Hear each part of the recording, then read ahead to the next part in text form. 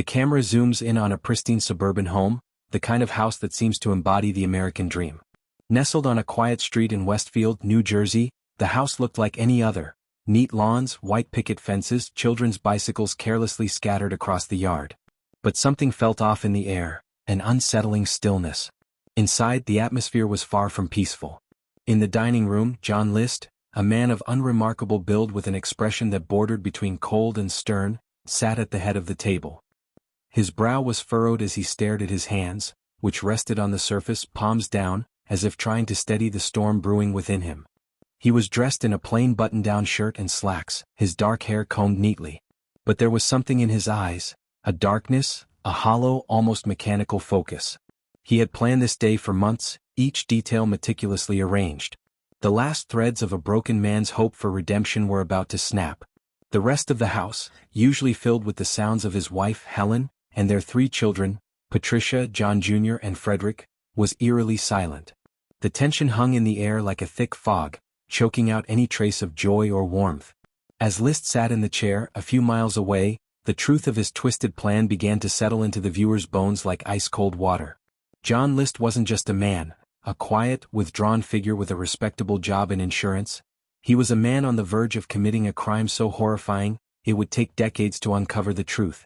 John List's life had not always been so shrouded in shadows. In fact, his early life seemed like a success story. A man who climbed the ranks, appeared to be a dutiful husband and father, a respectable member of the local Lutheran church. But appearances can be deceiving. John had always been a man who craved control over his family, his finances, his image. A seemingly perfect man on the outside, yet beneath the surface he was a man spiraling into turmoil. Helen, his wife, was no longer the woman he had married. Their once strong connection had frayed under the pressure of mounting debts, a business that had failed, and the pressures of providing for his family. His children too were growing up, challenging his authority, asking difficult questions, testing the boundaries he so rigidly enforced. To John, their growing independence felt like rebellion. It wasn't supposed to be this way. But his most overwhelming pressure came from within. John was an intensely proud man, and the thought of his family, his perfect family, falling apart was too much for him to bear. He had always been the head of the household, the one who called the shots. But in his mind, the family he had carefully constructed was now crumbling, threatening to expose him for the fraud he believed he had become. For years, John List had kept up appearances, work, church, his kids' extracurricular activities, his life a delicate balancing act. But then the cracks started to show. The financial strain began to break through, and soon John couldn't hide his secret from anyone. His debt, the failed business, the pressure, it had all reached a tipping point. Then came the moment that would change everything. Helen, concerned about the family's mounting financial problems, began to ask questions. Why weren't they able to keep up with the bills? Why did their once promising life now seem so fragile? To John, these questions were not simply about finances. They were an attack on his authority, a challenge to his manhood. She was questioning him. Again. The thoughts began to swirl. The deep, simmering anger he'd buried for years began to bubble up. Could he just leave? Run away and start fresh somewhere else? No. That would bring shame. What would people say? But there was another thought, more horrifying, more extreme, one he had been fighting to suppress. What if he could just end it all? Take control once and for all. Solve the problem. End the embarrassment. And in one fell swoop, make his family disappear. John List began preparing in secret. The house, which had once been a place of laughter, warmth, and family dinners, became a place of cold calculation. He meticulously planned every detail, what weapons to use, how to stage the crime, and most chillingly, how to disappear. The night before the murders, John sat in his darkened study. He wrote a letter to his pastor and to his mother, explaining that he could no longer provide for his family. He was ashamed. He could no longer live with the burden. It would be easier for his children and wife to move on without him, he reasoned. They would be better off. The plan was set in motion. The morning of November 9, 1971, dawned cold and gray. The List family, completely unaware of the horrors that were about to unfold, went about their day. Helen went into town. The children went to school. John remained behind. In the privacy of his home, John List retrieved the weapons. 2 handguns, one a .22 caliber, the other a .25 caliber, and a shotgun. He walked quietly to the rooms where his family had begun their day. He started with his mother, who was upstairs. She had suffered from dementia and was unable to care for herself, her frail body and mind now trapped in her final stages of life. John did not hesitate. He shot her in the back of the head. Next he moved on to his wife Helen. In the kitchen she was preparing lunch. She looked up, startled by the sound of the first gunshot. But it was too late. He shot her point blank in the back of the head as well. The children were next. He went to the rooms where they had been playing or doing homework. Patricia, John Jr., and Frederick had no time to escape. One by one he shot them as they tried to flee or cry out in terror. John List didn't stop there. He took the time to methodically clean up the crime scene, staging the bodies to make it appear as though his family had simply gone missing. He even left the television on to give the illusion of normalcy. It was as if nothing had happened. As he stood in the midst of his now-dead family, the man who had once held so tightly to the reins of his life stood frozen. The plan had been carried out, but at what cost? The horrors of the day had only begun. With the scene set, John List left his home, disappearing into the night. For weeks no one knew where he had gone. His neighbors, his church community, and even the police were all left with nothing but the most basic details. There were no signs of struggle, no immediate evidence pointing to a suspect.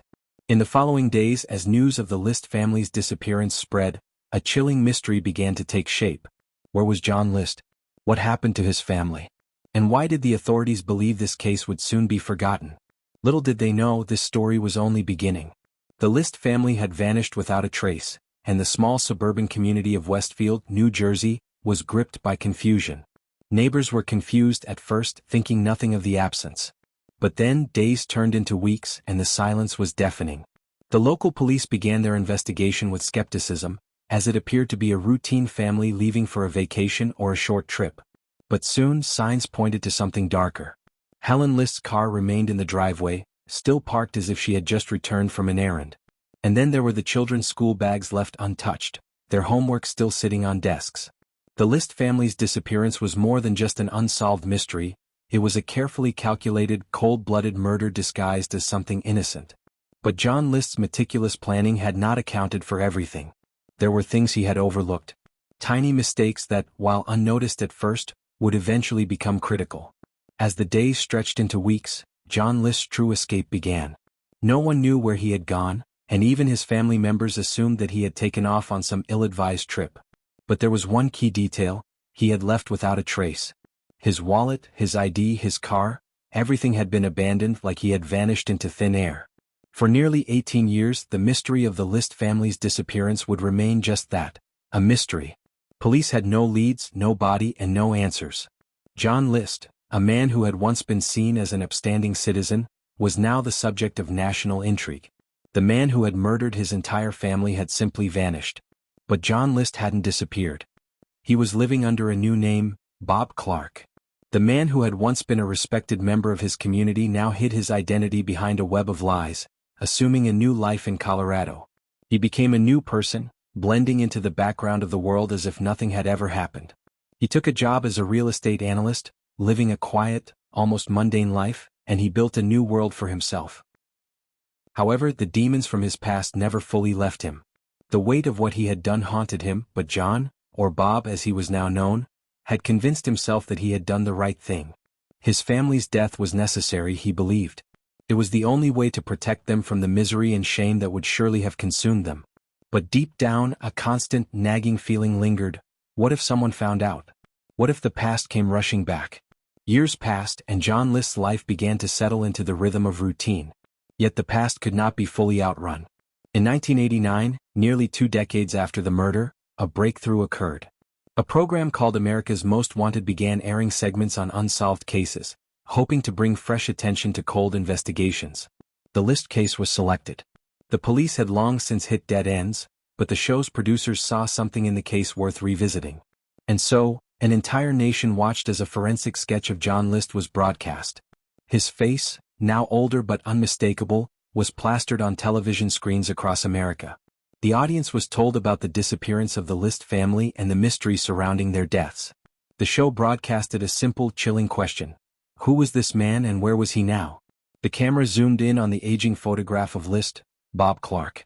His dark eyes, once cold and calculating, now seemed like a distant memory, a shadow of the man who had been so determined to erase his past. It didn't take long for viewers to start making connections.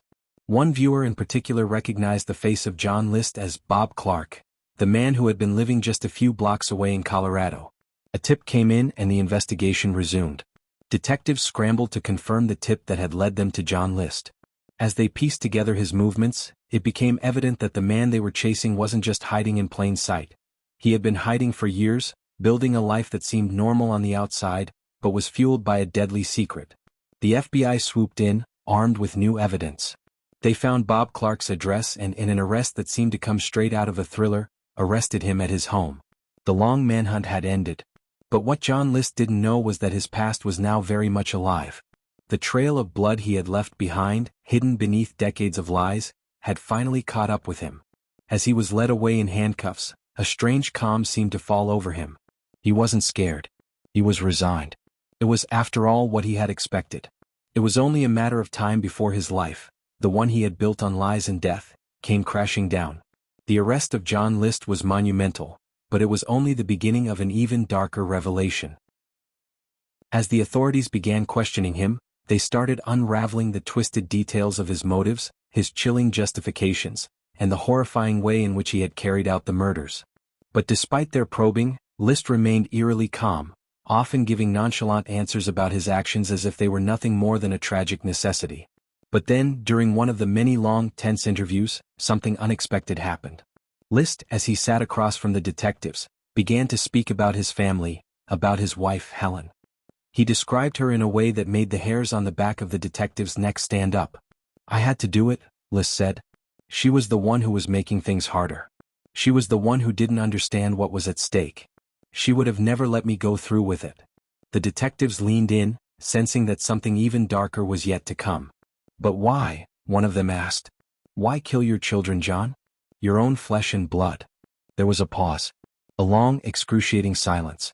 John List's eyes grew distant, as if he were staring into some unreachable part of the past. And then, in a whisper, he said, "I had to save them from the evil that was in their blood. They would have become like her. They would have never understood."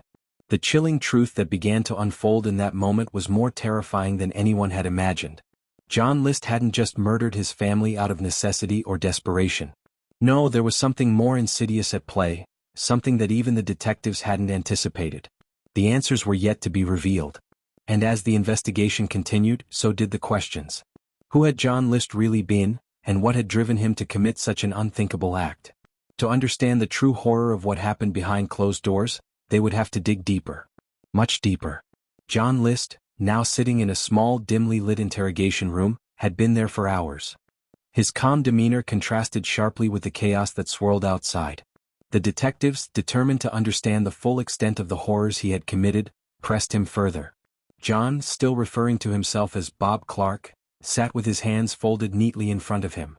He had been given his Miranda rights but showed no sign of remorse, no panic.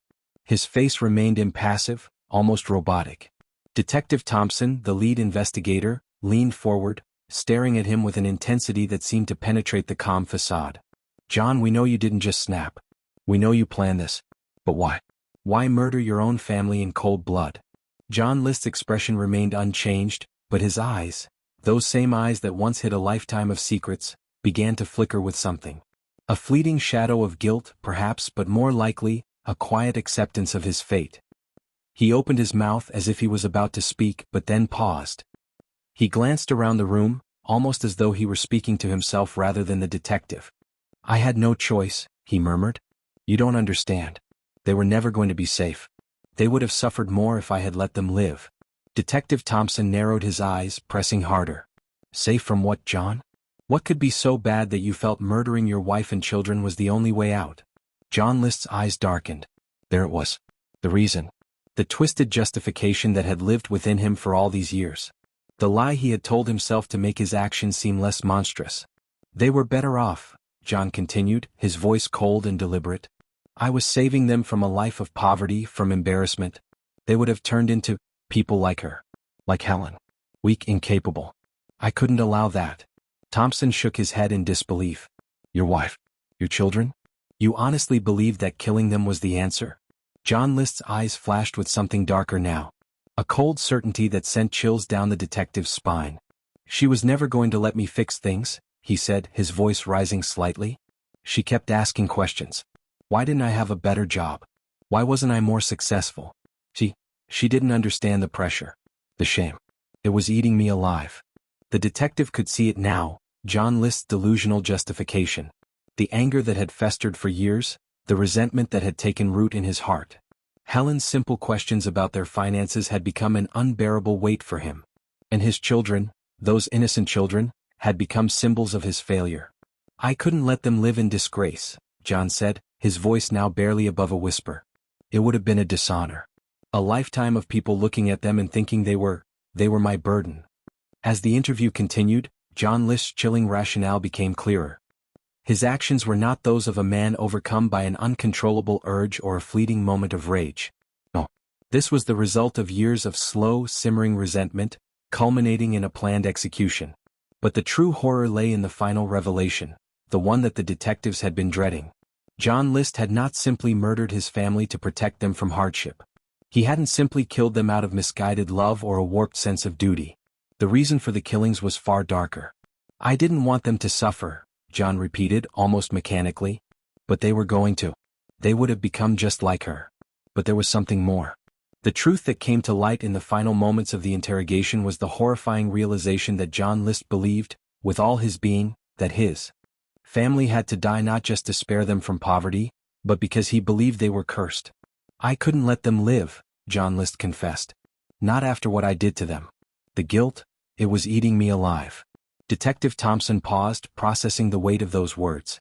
There was a cold finality in John List's tone, a certainty that was almost incomprehensible.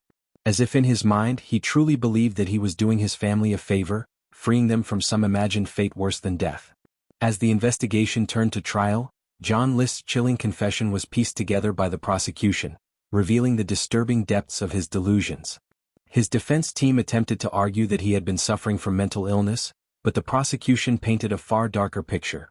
One of a man who had planned and executed the murders with meticulous precision, knowing exactly what he was doing. John List, for his part, remained eerily calm throughout the trial.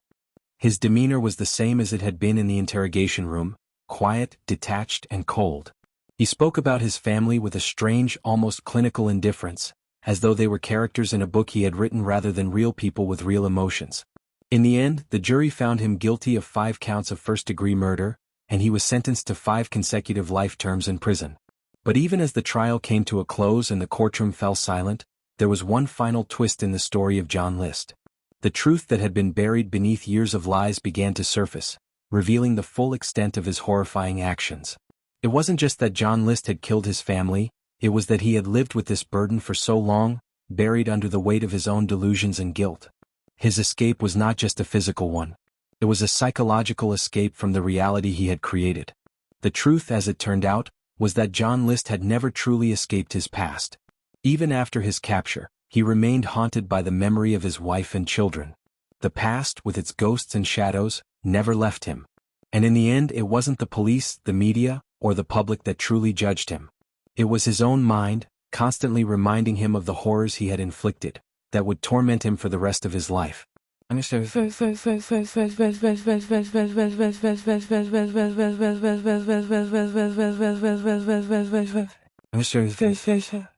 John List died in prison in 2008, but even as his story reached its tragic conclusion, questions remained. Could a man truly live with such monstrous actions, convinced that he was justified? And perhaps the most chilling question of all, was John List a man driven to murder by his own delusions, or was there something even darker lurking in his past that had pushed him over the edge? The answers to these questions may never truly be known, as John List took his secrets to the grave. But one thing remains certain. His story is a haunting reminder of the darkness that can hide behind even the most ordinary facades. What would it take for a man to destroy his own family, and is there a point of no return for someone like John List? As the years go by, the mystery deepens, and the chilling reality of his actions continues to reverberate through history.